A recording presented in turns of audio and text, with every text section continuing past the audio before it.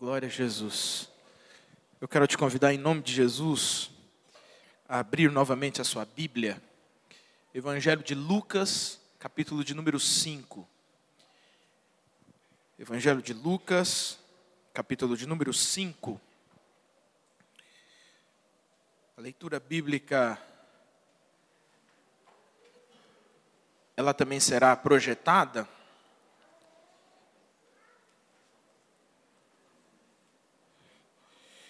Mas Evangelho de Lucas, capítulo de número 15, a partir do versículo... Nós vamos ler a partir do versículo de número 3. Diz assim a palavra de Deus. Foi então que Jesus lhes propôs a seguinte parábola. Qual dentre vós é homem que, possuindo 100 ovelhas e perdendo uma delas, não deixa no campo as 99 e vai em busca da que se extraviou até que a encontre? E assim que a encontra, coloca-a por sobre os ombros, cheio de júbilo, e ruma para casa. Ao chegar, reúne os seus amigos, vizinhos e anuncia: alegrai-vos comigo, pois hoje encontrei a minha ovelha perdida. Eu vos afirmo que, da mesma maneira, haverá muito mais alegria no céu por um pecador que se arrepende, do que por 99 justos que não carecem de arrependimento. Amém? Vamos orar em nome de Jesus? Senhor nosso Deus e nosso Pai, nós te louvamos, ó Deus, por sua bondade, por sua graça e sua misericórdia sobre a nossa vida. Nós pedimos nesse momento, Senhor, que o Senhor tome, ó Deus, a nossa mente, o nosso coração, que nós estejamos acessíveis, ó Deus, a ouvir a voz do Teu Espírito, e que a palavra do Senhor que é enviada, ela não volte vazia, Senhor, mas ela produza o efeito pelo qual é enviada.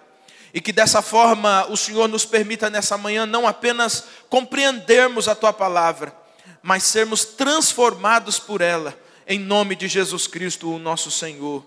Amém, amém, amém. Você pode se sentar.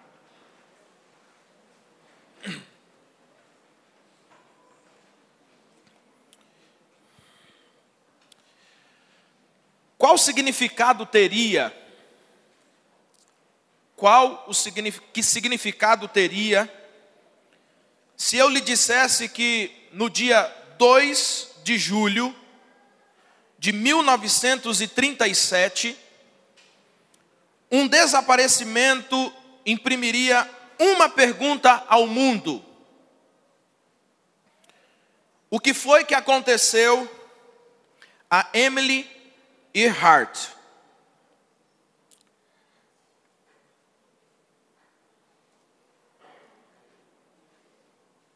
Talvez você nem saiba quem seja Emily Earhart. Mas a sua história, a história de Emily, poderia ilustrar duas coisas para nós. O que é estar perdido e o que é poder ser achado. O que é estar perdido e o que é poder ser achado. E é disso que trata a nossa reflexão de hoje, uma história extraordinária de resgate. Quando nós lemos o capítulo 15 do Evangelho de Lucas, nós observamos que esse capítulo inteiro é o capítulo do amor de Deus sendo expressado na sua mais profunda intensidade.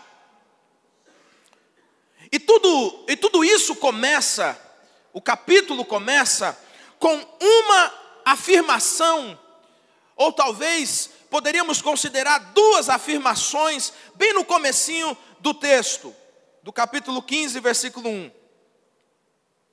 E a primeira afirmação é a seguinte: o texto vai dizer para nós: aconteceu que todos os pecadores, coletores de impostos e pessoas de má fama estavam se reunindo para ouvir Jesus.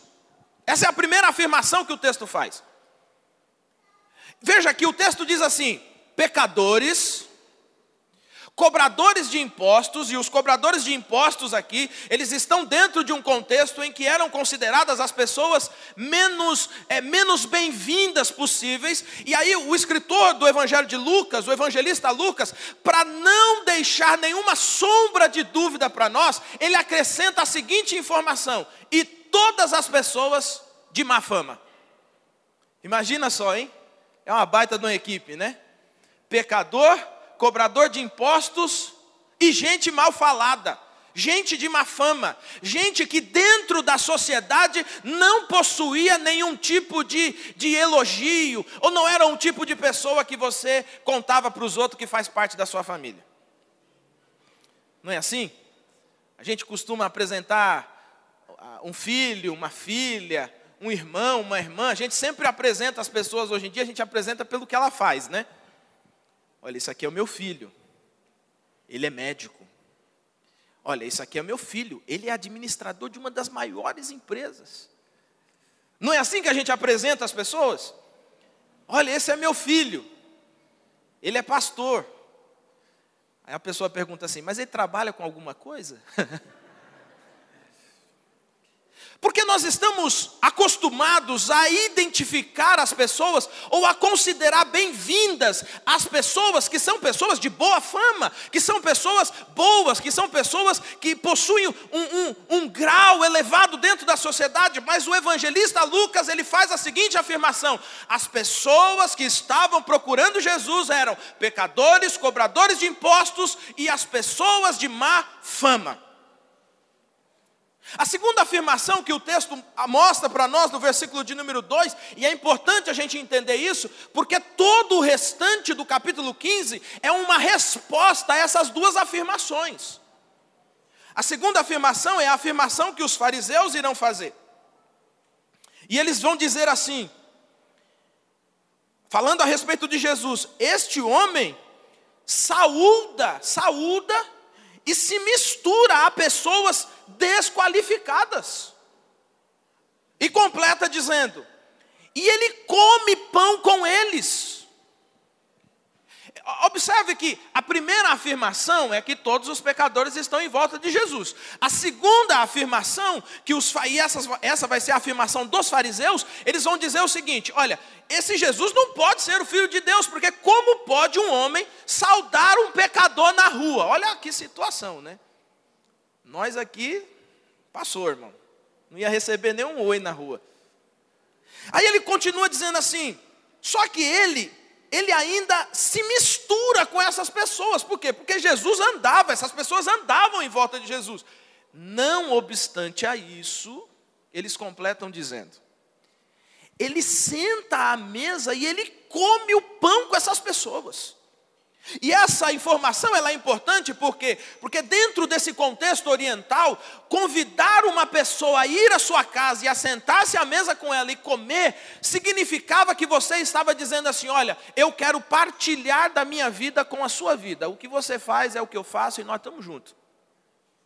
Então eles estavam dizendo o seguinte: quem Jesus deveria convidar para comer, quem Jesus deveria dividir o pão, não é esse pessoalzinho aí, não é essa plebezinha, esse pessoal mal falado e desqualificado, não, deveriam ser nós. Eles estão, na verdade, afirmando isso. Como pode Jesus se assentar e comer com pessoas que não são importantes, uma vez que ele não nos convidou para comer? E então Jesus, ouvindo aquilo que eles estavam dizendo, Jesus propõe uma história para que eles compreendam o porquê ou quais as razões que levavam Jesus não só a saudar, não só a interagir com pecadores, mas o fato também de Jesus se assentar à mesa com eles.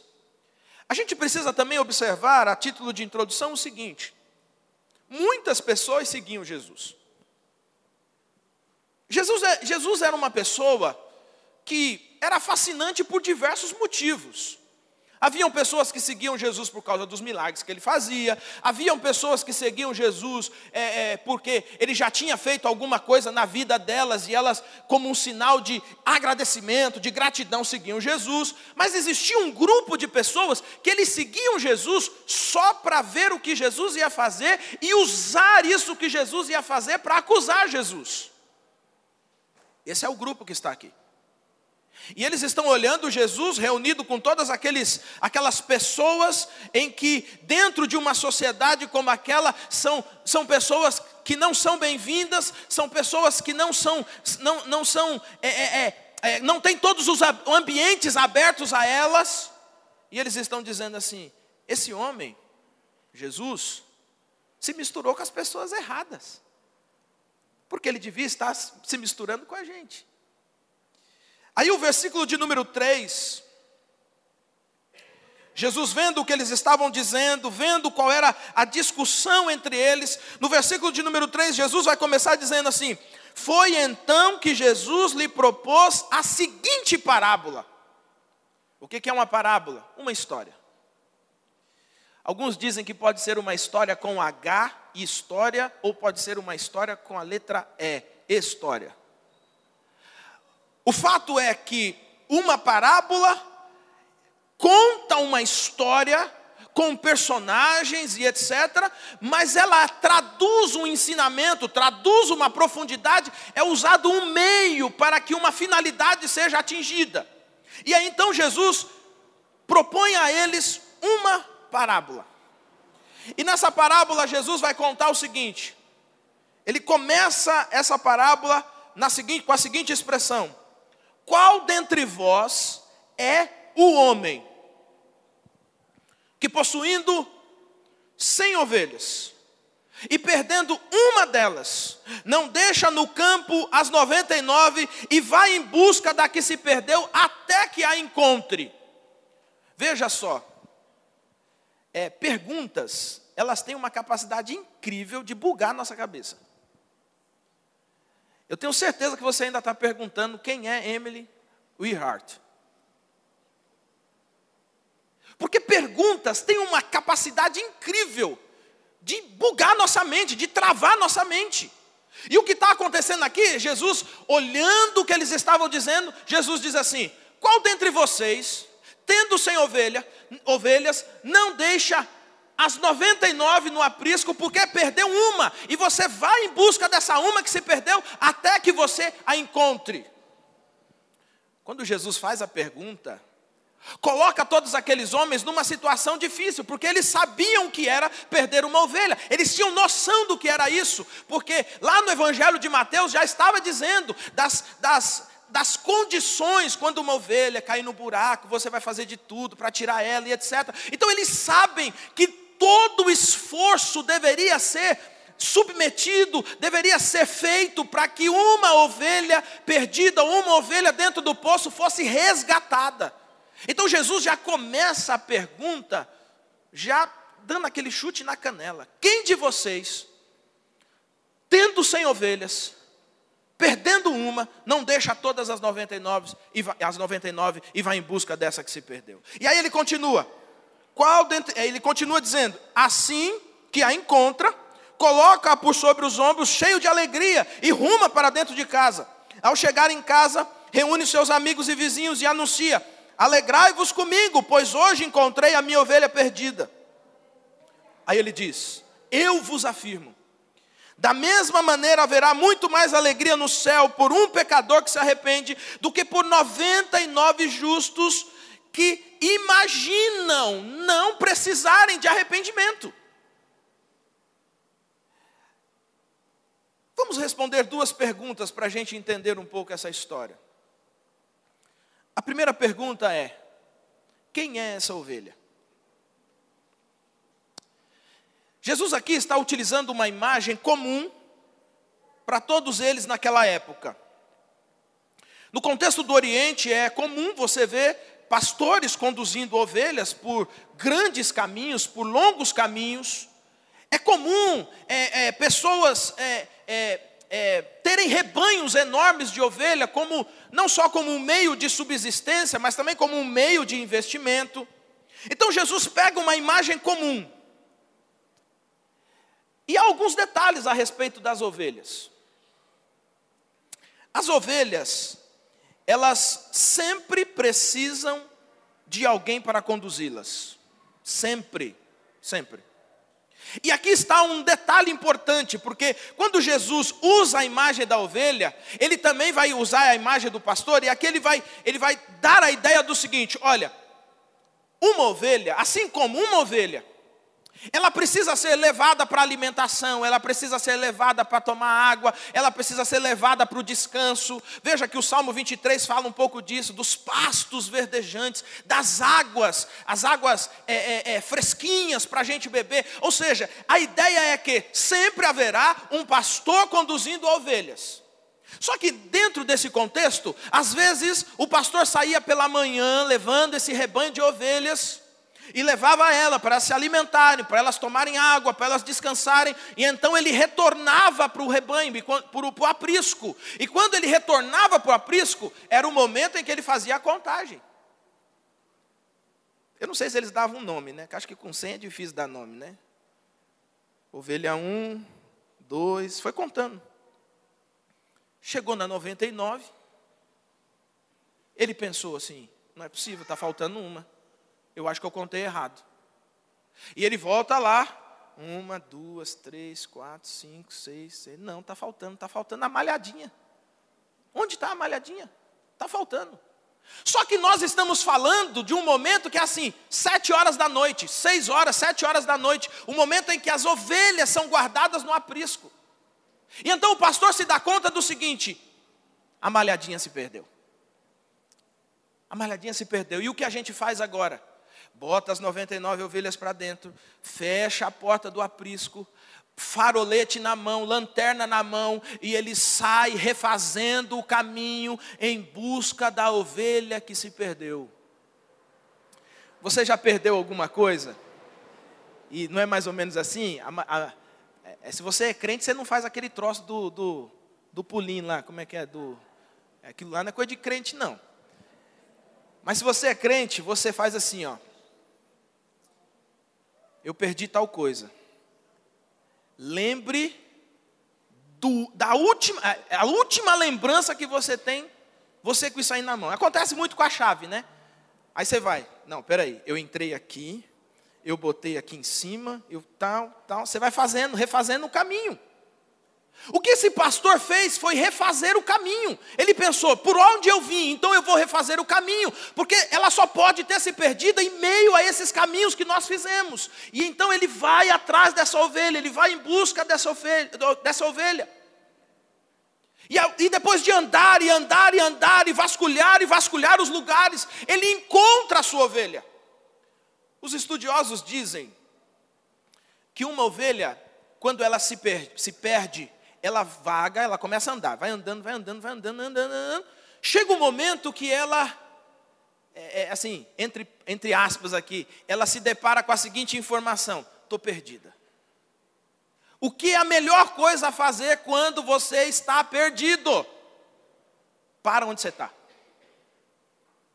E eles dizem que a ovelha, então, ela se deita e fica parada. E então o pastor vem com o farolete, até que ele encontra, deitada, quietinha, a ovelha dele. E ele diz: olha, essa é a malhadinha. E ele vai para cima dela. Só que tem um detalhe, ele não é simplesmente olhar e dizer assim: oh, malhadinha, vem, vamos embora. Não, ela não vem, ela não levanta. E o texto enfatiza o fato de que quando o pastor encontra a sua ovelha perdida, ele pega a ovelha perdida, ele coloca a ovelha perdida sobre os ombros e traz ela de volta para casa, porque ela é completamente, totalmente dependente do pastor. E ele vem com ela para casa. Chegando em casa, ele respira aliviado e dizendo: ufa, eu pensei que eu tinha perdido ela. E então, chama os amigos: gente, hoje é festa. Hoje nós vamos nos alegrar, hoje nós vamos festejar. Rapaz, mas o que aconteceu? É aniversário de alguém? Não, a minha ovelha perdida foi encontrada. Aí Jesus diz assim: de modo semelhante, a alegria no céu, quando um pecador se arrepende. Quem é essa ovelha? Essa ovelha somos nós. Essa ovelha é você. Essa ovelha sou eu.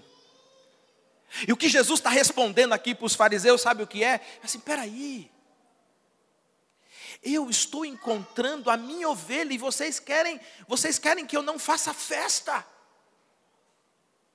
Esses são os perdidos de mim, esses são os meus perdidos, e eu vim buscá-los. Então, quando eu encontrá-los, eu irei fazer festa sempre. É isso que vocês estão dizendo? Então quer dizer que um pastor que encontra a sua ovelha perdida não pode mais fazer festa. E Jesus está afirmando: eu vou fazer a festa. E o céu inteiro vai fazer a festa. E nós vamos festejar, e vamos festejar muito, por uma única alma, por uma única vida, que tomada de arrependimento, é trazida de volta para o aprisco de Deus. Há um outro personagem que aparece aqui, e esse personagem é a figura do pastor. E quem é o pastor? Nesse período, a profissão de pastor, que era aquele que conduz rebanhos, que cuida de rebanhos, era uma profissão, ou de cuidador de ovelhas, era uma profissão que não tinha muito valor, não era uma profissão valorizada. Alguns estudiosos dizem que a pessoa que era dona de um rebanho, ele contratava um pastor porque era humilhante o dono do rebanho tomar conta das ovelhas. Então ele contratava um pastor. E o que Jesus vai fazer? Jesus então mostra para nós, a partir de uma ideia, veja que ele está respondendo a quem? Vamos lá, vamos ver, você está aqui ainda, vivaço, ouvindo, entendendo. Jesus está dando uma resposta para quem? Para os fariseus, saduceus e os escribas. Automaticamente, observe que Jesus vai pegar um personagem que para essa turma era um personagem sem valor algum, que é o pastor de ovelhas, o cuidador de ovelhas. Observe que ele começa dizendo assim: qual dentre vós é o homem? E quando ele coloca essa imagem do homem, e agora linka essa imagem com o cuidador de ovelha, ou seja, com o pastor, ele também está afirmando para nós o seguinte: toda ovelha só é buscada em meio a grandes perigos. Sabe por quê? Imagina você sair no meio da noite. Aqui não tem GPS para te guiar. Escuridão total. Não tem energia elétrica. Não tem celular para você mandar um zap para alguém. Ou não tem Uber para você pedir lá no meio do deserto, lá para ver se vem um Uber para te levar para casa. Não tem. Então, além de tudo, quando o pastor decidia ir buscar a sua ovelha, ele estava automaticamente abrindo mão do quê? Ele estava abrindo mão do seu conforto, da sua zona de conforto, ele estava abrindo mão da sua própria segurança, e ele daquele momento em diante, ele mesmo passaria a se expor em busca da sua ovelha perdida. Se você imaginar, hoje nós temos energia elétrica, Uber, táxi, condução, metrô. E mesmo assim, de vez em quando, a gente fala assim: ixi, está muito tarde para sair de casa hoje, né? Por quê? Porque a gente tem medo. Agora, deixa eu te dizer uma coisa. Quando nós temos medo do perigo, o que nos motiva a nos expor a esse perigo? É se aquilo que nós estamos em busca tem valor, tem significado, tem importância. Olha que interessante isso. Você perde uma moeda, você perde 5 centavos, 10 centavos, você não sai revirando tudo atrás dessa moeda, por quê? Porque o valor é pequeno para você. Agora, se o seu filho te liga no meio da madrugada e diz assim: pai, pelo amor de Deus, me socorre, você sai correndo de pijama, você vai atrás, por quê? Porque isso tem valor. Então a exposição ao perigo, sair no meio da noite, sair com a lanterna à procura da sua ovelha, é sinal de que essa ovelha tem valor, ela tem significado, ela tem importância. O que Jesus está dizendo para nós? Esse pastor da parábola, ele é o símbolo, a expressão máxima do amor do nosso Deus. Em outras palavras, ele está afirmando para nós o seguinte: olha, da mesma forma que um pastor corre todos os perigos e move todas as coisas para encontrar a sua única ovelha que se perdeu, da mesma maneira, Deus, o nosso Pai, moveu todos os obstáculos e correu todos os riscos e todos os perigos possíveis para que Ele pudesse vir em resgate da nossa vida. Quando nós lemos, por exemplo, a Escritura Sagrada, nós lemos, por exemplo, o texto de Filipenses, e diz que o Jesus Deus, na mesma essência, se esvaziou, a ponto de tomar a forma de servo, de tomar a forma de homem. O texto está dizendo o seguinte: Deus tomou a forma de homem, para que nesse movimento, Ele pudesse resgatar a sua vida, Ele pudesse resgatar você que estava perdido. O texto está dizendo para nós que Deus é aquele que procura, Deus é aquele que vem ao encontro. A ovelha não pede ajuda, a ovelha não dá sinal, é o pastor que vai. Quando nós estávamos mergulhados nos nossos pecados, nenhum de nós tinha qualquer consciência do que era a salvação. Mas a Bíblia diz que pelo grande amor com que nos amou, Deus enviou Jesus Cristo para o nosso resgate. Ele é o nosso pastor. É Ele quem corre todos os riscos. É Ele que entra, usando uma linguagem do Antigo Testamento, é Ele que entra na vala. É Deus que faz o acordo dele para com Ele mesmo. É Deus que corre todos os riscos, porque Deus é o nosso Pai amoroso, Deus é o nosso pastor amoroso. E aí, meus irmãos e minhas irmãs, nós precisamos entender que se essa ovelha somos nós, e se esse pastor da parábola é o nosso Senhor, então nós precisamos concluir que Deus está e é interessado em nós.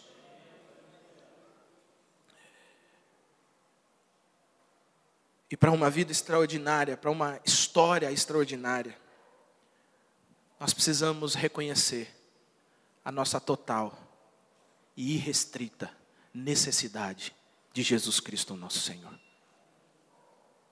Talvez você olhe e diga assim: ok, eu entendi todo esse contexto que você explicou. Eu entendi tudo isso que você está dizendo. Ok, Jesus é o pastor, eu sou a ovelha. A pergunta então é: ok, pastor, o que eu faço com essa informação? E a minha resposta a você hoje é: em nome de Jesus, reconheça hoje a sua necessidade de Jesus Cristo como Senhor e Salvador da sua vida. Jesus vai afirmar nessa história que há alegria nos céus quando um pecador se arrepende. E por que ele faz essa afirmação? Ele está fazendo um contraponto. Isso aqui, quase todos os comentaristas desse texto afirmam que essa é uma ironia de Deus. Deus está dizendo para aqueles fariseus que se consideravam justos, Deus está dizendo o seguinte: olha, Deus faz mais festa quando um desses miseráveis pecadores aqui, que vocês estão dizendo que eu não deveria estar junto, se arrependem, do que com 99 de vocês reunidos, com o sentimento no coração de, é isso mesmo, eu sou bom, é bom que Deus me abençoe, e tem que me abençoar hoje. Porque só essa semana eu já dei o dízimo, essa semana eu já fui à igreja, essa semana eu já orei, eu já jejuei, eu já fiz tudo. Aí Deus está dizendo assim: não, a alegria no céu é quando aquele que está caminhando perdido e caminhando irrestritamente para a condenação e para a destruição, tem um lapso e ele abre os olhos e diz assim: opa, eu preciso de Jesus na minha vida. E quando ele diz isso, Jesus vem sobre ele. E ele está dizendo, há uma festa grandiosa, há uma festa nos céus, porque o arrependimento de um pecador é algo extraordinário. O arrependimento de um pecador é uma história extraordinária de resgate. Essa alegria dos céus, quando o pecador se arrepende, do que contra 99 justos que acreditam não necessitar de arrependimento. É o cerne, é a profundidade do ensino de Jesus aqui nesse texto. Meu irmão, deixa eu te dizer uma coisa. Tudo que você tem na sua vida, tudo que você é na sua vida, não vale absolutamente nada se você não reconhecer a sua total necessidade de Jesus Cristo como Senhor da sua vida. Você pode fazer uma outra faculdade para preencher um vazio no seu coração. Não vai adiantar. Você pode entrar num novo relacionamento para preencher um vazio no seu coração. Não vai adiantar. Você pode fazer uma nova viagem para preencher o vazio do seu coração. Não vai adiantar. Você pode fazer tudo o que estiver ao seu alcance, ir para o shopping, fazer compras extraordinárias do shopping, não vai adiantar, o vazio continuará lá, porque o vazio só é preenchido quando nós reconhecemos que somos dependentes de Jesus Cristo, o nosso Senhor. A necessidade de depender de Jesus. E aqui, meus irmãos, duas coisas acontecem na nossa história: a conversão e o arrependimento. Estão lembrados da história da ovelha? Quando a ovelha está perdida e eles dizem que ela simplesmente, depois de andar, ela fala assim: bom, eu estou perdida. E ela deita.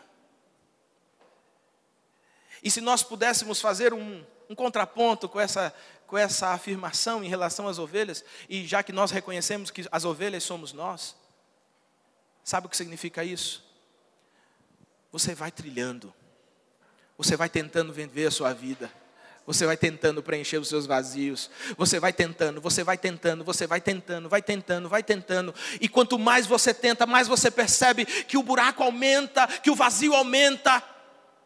Aí esse é o momento que, como a ovelha, você precisa deitar. E quando você se deita, você reconhece: eu estou perdido. Eu estou perdida. A conversão é o ato da gente olhar e dizer assim: eu estou perdido. Agora, para algumas pessoas podem ficar apenas nisso. Estou perdido, reconheço que estou perdido. Mas para outras pessoas, elas são conduzidas ao arrependimento. Então, a conversão, usando aqui o paralelo da ovelha, a conversão é quando a ovelha, depois de andar, ela descansa. Eu estou perdida. O arrependimento, então, sabe o que é? É quando o pastor vem chegando com a sua lanterna, com o seu farolete, ele vem vindo, e de repente ele avista a sua ovelha. E quando ele vai na direção da ovelha, e ele pega essa ovelha se deixa ser carregada. Arrependimento é quando você se permite, melhor dizendo, que Deus carregue você de volta para o aprisco, de volta para casa. Arrependimento conversão a gente reconhece. Arrependimento a gente se entrega. A gente diz, de fato, Senhor, eu tenho total necessidade do Senhor. E eu não tenho forças para andar, mas eu também não vou me debater. Se o Senhor puder me carregar, se o Senhor puder me levar de volta para o caminho certo, me levar de volta para dentro da casa, Senhor, pode me levar, eu me deixo ser carregado. Segundo lugar, você precisa reconhecer hoje que Jesus está interessado em você. A expressão máxima do amor de Deus, a expressão máxima da graça e da misericórdia de Deus, é que Deus enviou Deus para habitar entre nós. Essa é a afirmação de Jesus no capítulo 14, versículo de número 9 do Evangelho de João. Quando pedem para que Jesus mostre o Pai, Jesus responde dizendo, aquele que vê a mim, vê o Pai. Mais para frente ele afirma, no texto, que ele veio para os seus, mas os seus não o receberam. Mas a todos quantos o receberam, deu-lhes o direito de se tornarem filhos de Deus. Em outras palavras, ele está afirmando para nós, olha, Deus viu que nós estávamos perdidos e nós não tínhamos a menor condição de resolver o nosso problema de perdição. Todos nós caminhávamos a passos largos, inexoravelmente largos, para a condenação eterna, para a perdição eterna. Mas Deus, com o grande amor com que nos amou, enviou Jesus. Capítulo 20, versículo 28 de Mateus. A palavra de Deus afirma, assim como o Filho do Homem que não veio para ser servido, mas para servir e dar a sua vida como único resgate por muitos. 1 Timóteo, capítulo de número 2, versículo de número 6. O apóstolo Paulo afirma, ele se entregou em resgate por todos, para servir de testemunho ao seu próprio tempo. Ele vos deu vida. Vocês eram ovelhas perdidas, nós éramos ovelhas perdidas, os nossos pecados eram muitos, nós vivíamos buscando satisfazer os desejos da nossa carne, nós éramos por natureza destinados à ira de Deus. No entanto, eu quero enfatizar para você essa adversativa, entretanto, porém, todavia, Deus, com o rico amor e misericórdia que teve por nós, por meio do grande amor que Ele teve, enviou Jesus Cristo, que deu sua vida por nós, estando nós ainda mortos em nossos delitos e pecados. Não deu tempo da gente resolver as coisas, Deus vem antes disso, e nós só temos amor, porque Deus nos amou primeiro. Nós só podemos dizer que estamos caminhando para a redenção eterna, caminhando para as mansões celestiais, porque o sangue de Jesus Cristo foi derramado na cruz do Calvário. E ele vai terminar a afirmação dizendo, pela graça sois salvos. Isso é um presente que Deus te deu. Isso não vem das suas obras, isso não vem da sua capacidade de fazer as coisas. Não, antes de você conseguir fazer qualquer coisa, Deus enviou Deus no resgate da sua vida, porque você tem importância para Deus. O pastor só se arrisca por aquilo que é valioso. E o apóstolo Paulo dá essa afirmação. Não é um amor qualquer, é um grande amor com que nos amou. No Evangelho de João, ele diz que amou de tal maneira. Não é um amorzinho qualquer, não. É algo extraordinário, é algo grandioso. De tal maneira que enviou Deus, que enviou Jesus Cristo. Em outras palavras, sim, Deus está interessado em você hoje. Sim, Deus está em resgate de você hoje. Sim, não existe pecado que possa lhe separar do amor de Deus hoje. Basta que você sinalize em seu coração: sim, Senhor, eu sou pecador e eu tenho total necessidade, total dependência do Senhor. E eu tenho certeza que com arrependimento, Deus virá sobre você e muda a sua história para sempre.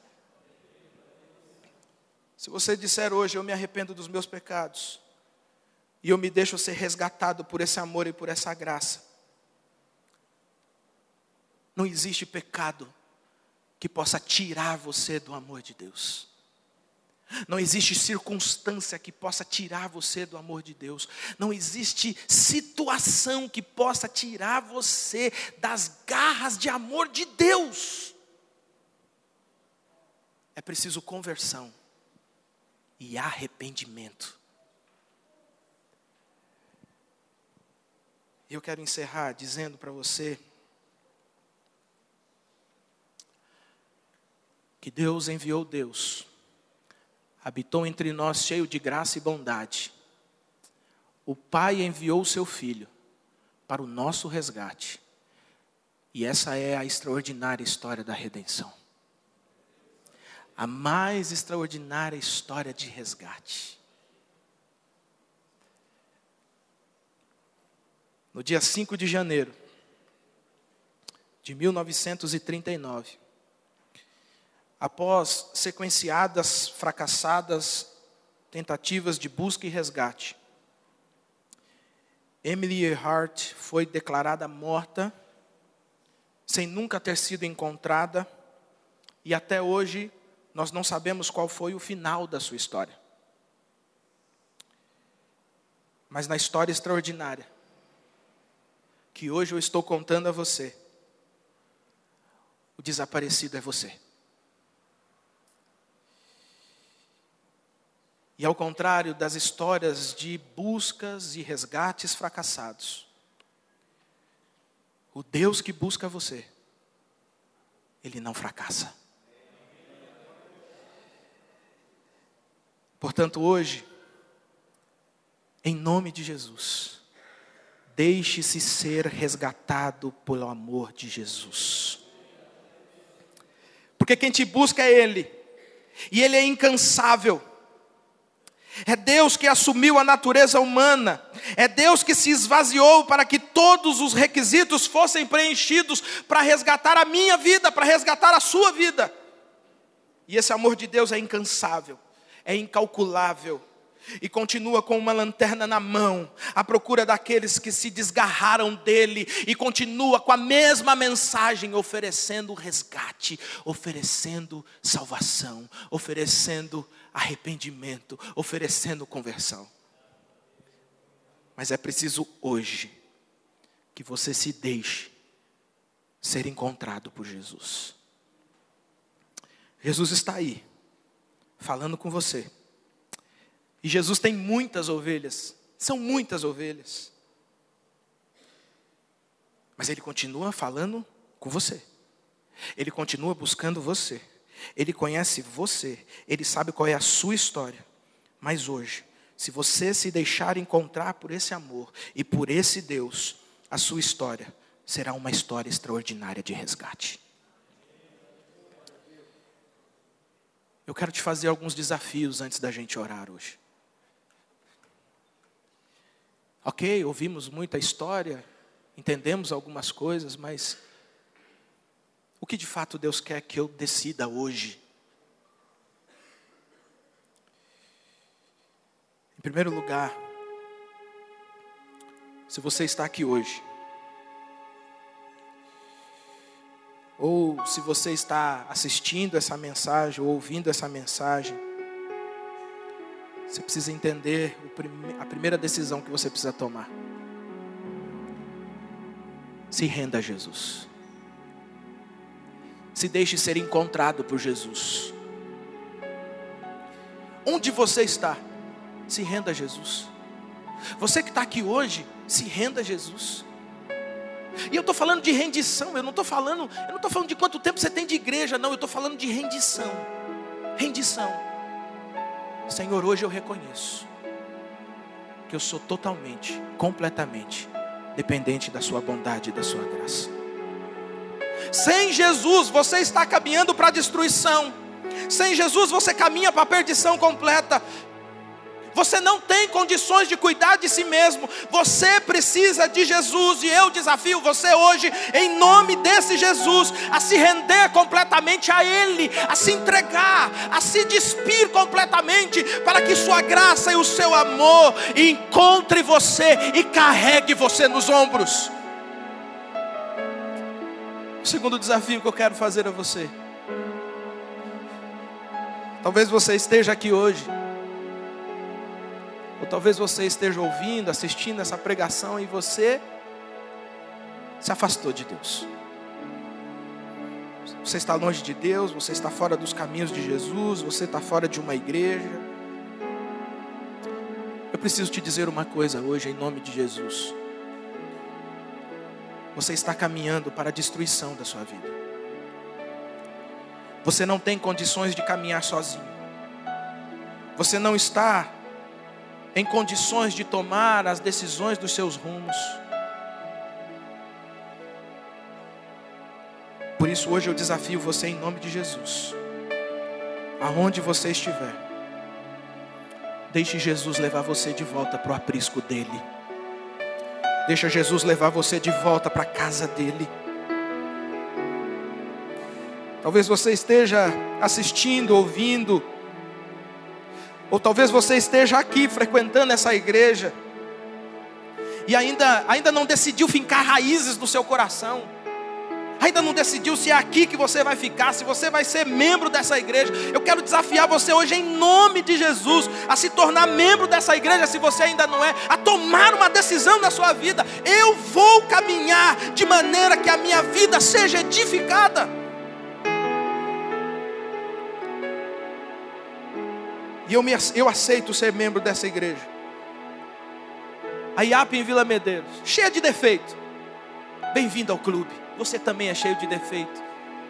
Mas é aqui com muitos defeitos que nós caminhamos debaixo da graça, da bondade de Jesus, que está nos levando de volta para casa.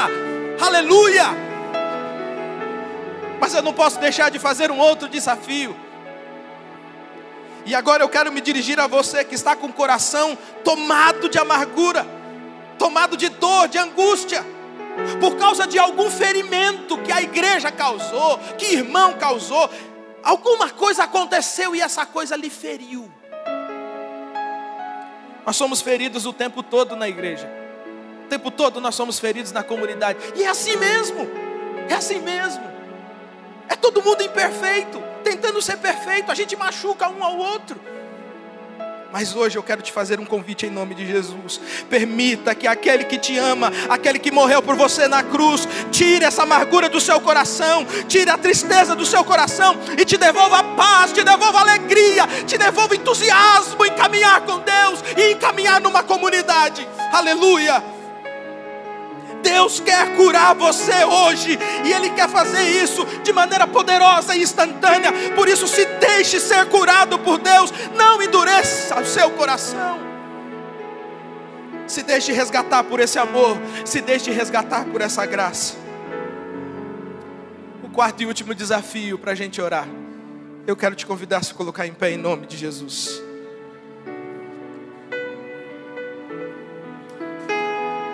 Eu quero me dirigir a você que está nessa igreja, tem aprendido sobre Jesus. Você entende que foi resgatado, mas ainda você não tomou uma decisão na sua vida de se batizar, de se deixar batizar, de ser batizado. O batismo é uma declaração pública de que você é de Jesus e que Jesus te resgatou. Que Jesus está construindo em você uma história extraordinária de resgate. Por isso o meu último desafio é: se você ainda não tomou a decisão de ser batizado, tome essa decisão hoje. Hoje. Os pastores vão se posicionar aqui à frente. E se você sentir o desejo no seu coração, hoje é o dia. Hoje é o dia. De repente você não se rendeu a Jesus, hoje é o dia. Você vai chegar aqui na frente e vai dizer assim, ó, eu estou me rendendo a Jesus. Talvez você esteja aqui, mas esteja afastado. Você vai chegar aqui, com quem for orar com você, e você vai dizer assim, olha, eu estou voltando para Jesus. Não é voltando para a igreja, não. É voltando para Jesus. Terceiro lugar. Se o seu coração está triste e amargurado, Deus quer curar você.